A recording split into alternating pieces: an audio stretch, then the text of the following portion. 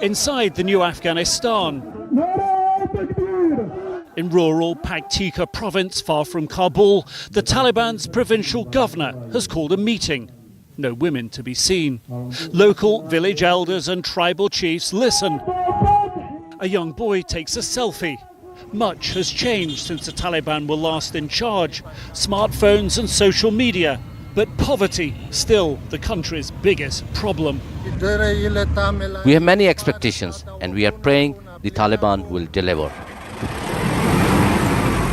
The week after Kabul fell, a local journalist took a road trip for us to see what was happening outside the capital.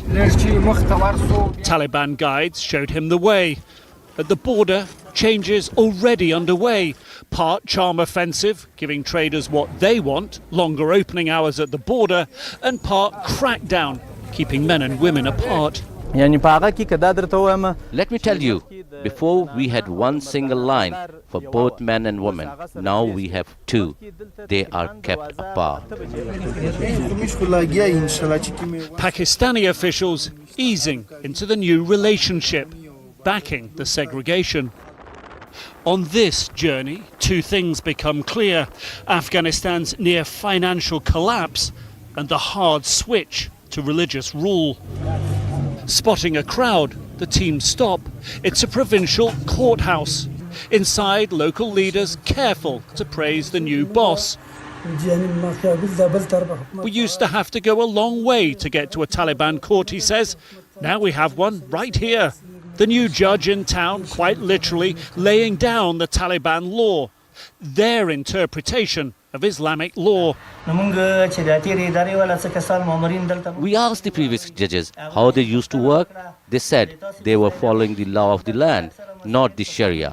In Islamic Emirate, all court proceedings are according to the Sharia law. Under Taliban rule in the 1990s, the Taliban's Sharia law led to public amputations for thieves, stoning of adulterers, even hanging. But in the local market, Sharia law is not the big concern. It's making a living. Business is very bad. We don't know who is in charge. Only low-ranked people are here. We don't know if we can trust them. They are not telling us anything, and the situation has not improved. Prices are going up. In the barber's shop, business is down. It's not only me, he says, but business is bad in the market. It's not as good as before. They're not alone. The local pharmacist is also struggling. Stocks already depleted under the last government. The clinic's maternity nurse, also worried about finances, says the previous government didn't pay her for the past 4 months and she can't afford to go home. Closer to Kabul, another doctor, more problems. Day and night, he says, we get 25 to 30 patients.